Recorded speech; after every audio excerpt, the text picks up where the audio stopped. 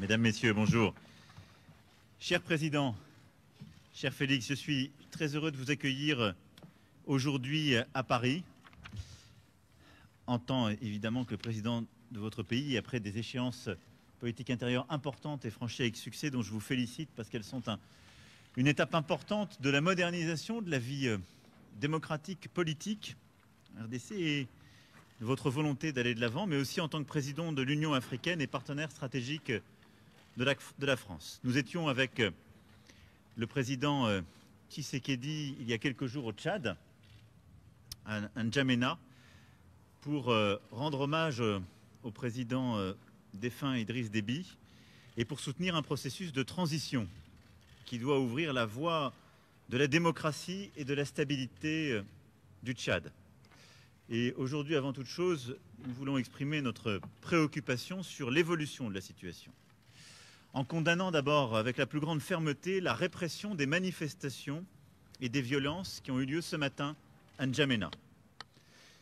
Nous appelons au respect des engagements qui ont été pris par le Conseil militaire de transition, celui d'une transition pacifique, inclusive sur le plan politique.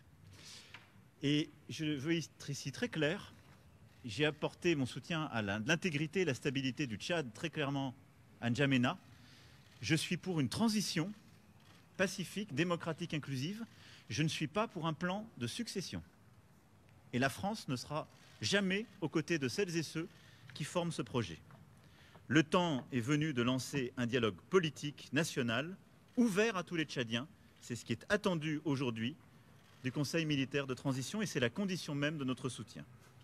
Et je veux ici dire que nous resterons engagés aux côtés de l'Union africaine, que préside le président Tshisekedi cette année, aux côtés aussi du G5 Sahel, et je veux saluer l'effort des présidents du G5 Sahel qui ont aussi œuvré à cette médiation avec beaucoup de force. Et il faut que dans les prochains jours, nous puissions rétablir la situation qui aujourd'hui me préoccupe très fortement.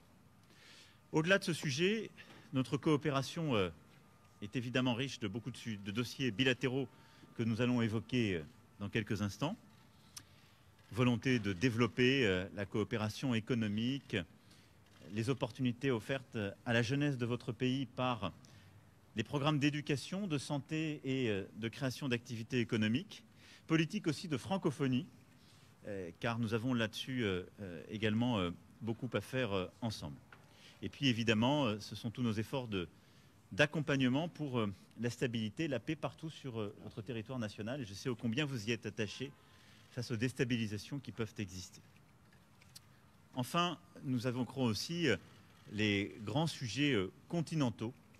Et en effet, nous avons un agenda extrêmement chargé. Le premier, c'est continuer à faire vivre la solidarité internationale face à la pandémie. Il y a un an, nous avons lancé ensemble, avec plusieurs collègues, l'initiative ACTA pour aider l'Afrique à répondre aux défis de la pandémie.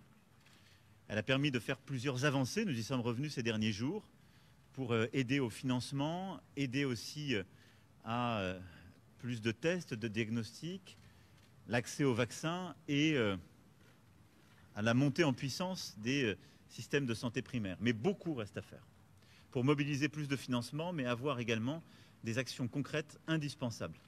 Et donc ensemble, nous souhaitons agir pour que le G7, le G20 soient des rendez-vous utiles qui répondent aux besoins des Africaines et des Africains, la vaccination de tous les personnels de santé sur laquelle nous étions engagés il y a plusieurs semaines, et tant d'autres sujets. Et puis dans quelques semaines, nous nous retrouverons donc 17-18 mai prochain à Paris pour un sommet avec beaucoup d'autres leaders du continent africain et du monde entier, le sommet pour le financement des économies africaines. Et je veux ici que chacun ait bien en tête le choc, pas simplement sanitaire, mais économique, que le continent africain subit depuis 2020. C'est un ralentissement profond, très fort, l'année dernière et encore cette année, dans un continent qui est en pleine expansion démographique. Et nous ne pouvons pas faire, en quelque sorte, comme si nous pouvions continuer avec les recettes d'hier.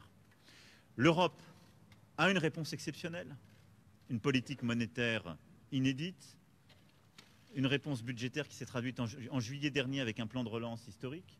Les États-Unis d'Amérique ont annoncé un plan fédéral inédit et une des politiques monétaires les plus accommodantes. Et nous sommes en train collectivement d'abandonner l'Afrique à des solutions qui datent des années 60. Je me félicite qu'on puisse avancer, nous allons pousser pour le faire, mais nous devons absolument inventer pour le 17-18 mai prochain un New Deal du financement de l'Afrique, c'est-à-dire des solutions profondément novatrices, une échelle d'ambition qui corresponde à ce que nous sommes en train de vivre. Sans quoi, nous laisserons le continent africain face à la pauvreté, nous laisserons le continent africain et sa jeunesse face à la réduction de leurs opportunités économiques, une migration subie et l'expansion du terrorisme. Et cela, je ne veux pas m'y résoudre. Et donc c'est un sujet que nous allons aussi traiter avec le président Tshisekedi, car il est à mes yeux au cœur de l'agenda des prochains mois et des prochaines années. Pour toutes ces raisons, cher Félix, cher président, merci d'être à Paris aujourd'hui. Et encore bravo pour les succès obtenus dans ton pays et sur le continent. Merci, président. Merci beaucoup, monsieur le président, cher Emmanuel, merci. Merci de me recevoir si rapidement à Paris pour parler des choses que vous avez entendues. Sur le Tchad, nous avons parfaitement le même entendement. Il faut très vite revenir à l'ordre démocratique. Je reste dans la droite ligne de ce que j'ai dit dans mon discours à N'Djamena. Nous soutenons évidemment la stabilité actuelle, mais à condition qu'ils aillent très vite vers la consolidation de la démocratie, des institutions démocratiques. Pour le reste, nous parlerons Afrique aujourd'hui, mais aussi dans quelques semaines.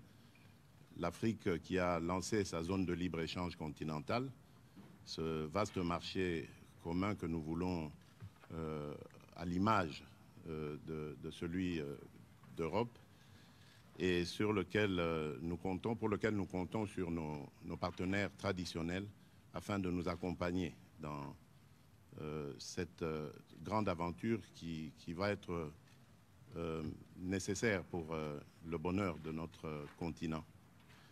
La paix, bien évidemment, reste au centre de nos préoccupations. Au niveau africain, nous avons cet objectif de faire taire les armes. Voilà pourquoi je ne me lasserai jamais de sensibiliser la communauté internationale par rapport à des zones de violence en Afrique, et particulièrement dans mon pays, la République démocratique du Congo, à l'Est, où il s'est créé maintenant un groupe à tendance islamiste, au discours islamiste et aux méthodes islamistes, et qui sème la terreur auprès de nos populations. Donc là, je suis plus que jamais déterminé à l'éradiquer et je compte sur le soutien de la France. Pour le reste, le président Emmanuel Macron a très bien détaillé les sujets sur lesquels nous allons nous appesantir. Et donc, je vous remercie. Je vous remercie, Monsieur le Président, cher Emmanuel. Et je crois que nous pouvons aller travailler. Merci beaucoup. Voilà. Merci à tous. Merci.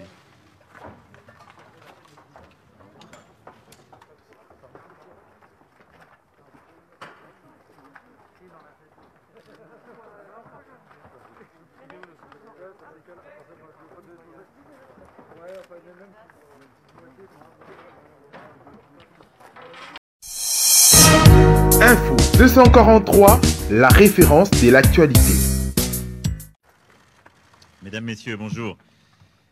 Cher Président, cher Félix, je suis très heureux de vous accueillir aujourd'hui à Paris, en tant évidemment que le président de votre pays, après des échéances politiques intérieures importantes et franchies avec succès, dont je vous félicite parce qu'elles sont une étape importante de la modernisation de la vie démocratique, politique, RDC, et de votre volonté d'aller de l'avant, mais aussi en tant que président de l'Union africaine et partenaire stratégique de la France. Nous étions avec le président Tshisekedi il y a quelques jours au Tchad, à N'Djamena, pour rendre hommage au président défunt Idriss Déby et pour soutenir un processus de transition qui doit ouvrir la voie de la démocratie et de la stabilité du Tchad. Et aujourd'hui, avant toute chose, nous voulons exprimer notre préoccupation sur l'évolution de la situation. en condamnant d'abord avec la plus grande fermeté la répression des manifestations et des violences qui ont eu lieu ce matin à N'Djamena. Nous appelons au respect des engagements qui ont été pris par le Conseil militaire de transition, celui d'une transition pacifique, inclusive sur le plan politique. Et je veux être ici très clair, j'ai apporté mon soutien à l'intégrité et la stabilité du Tchad très clairement à N'Djamena. Je suis pour une transition pacifique, démocratique, inclusive. Je ne suis pas pour un plan de succession. Et la France ne sera jamais aux côtés de celles et ceux qui forment ce projet. Le temps est venu de lancer un dialogue politique national ouvert à tous les Tchadiens. C'est ce qui est attendu aujourd'hui du Conseil militaire de transition et c'est la condition même de notre soutien.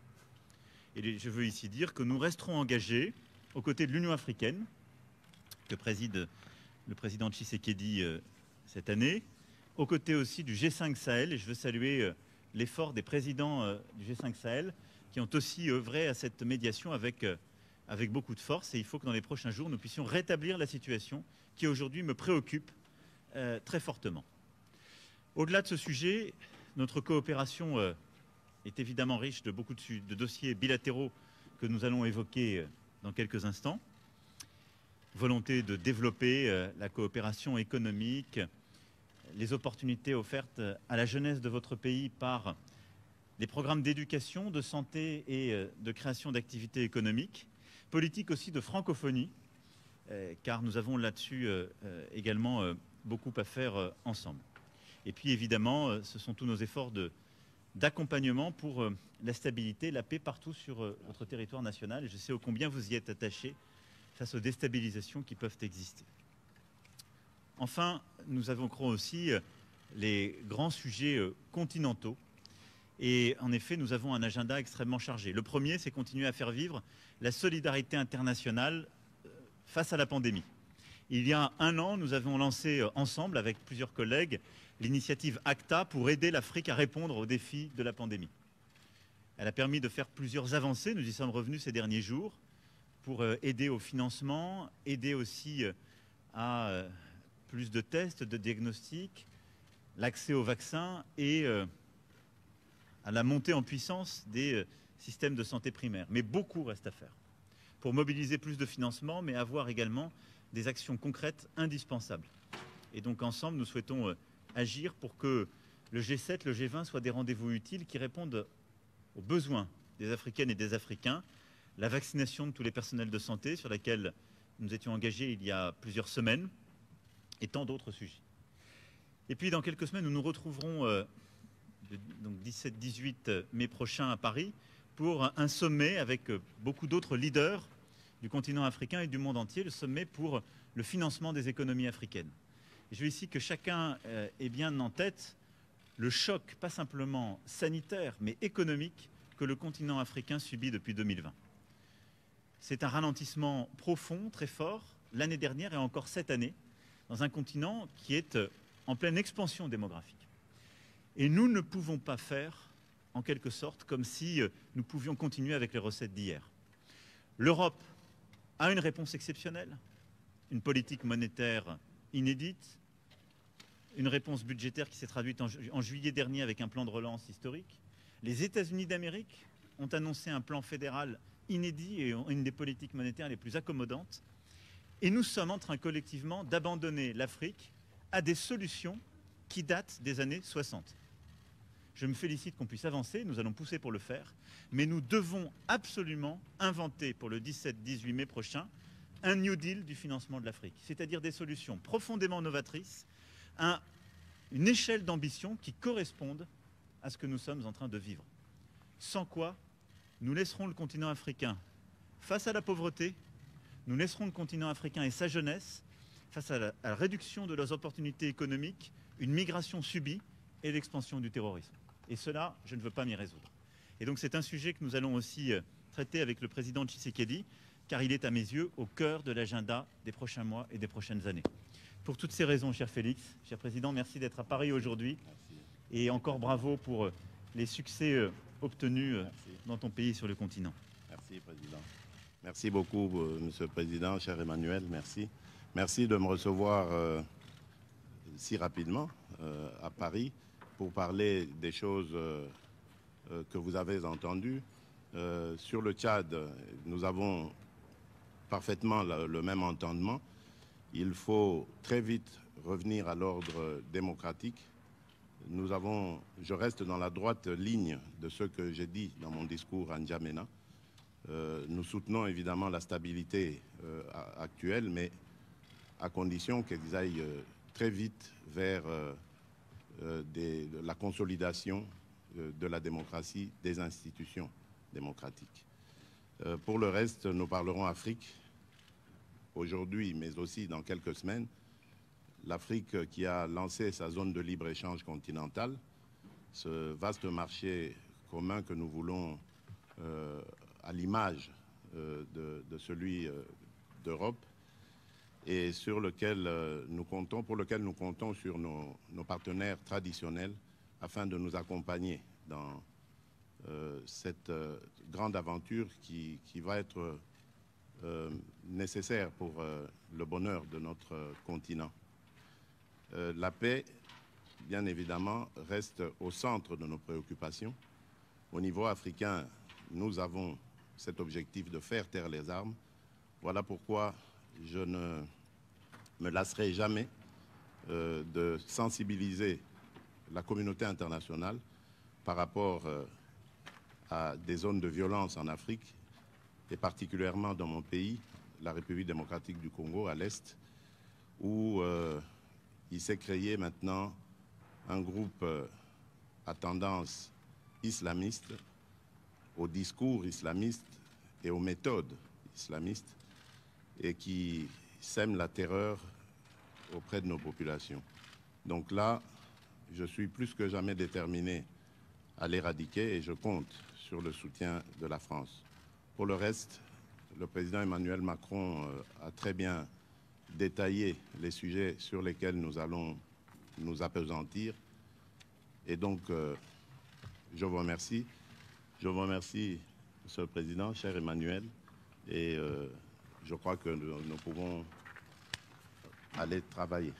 Merci beaucoup. Voilà. Merci à tous. Merci.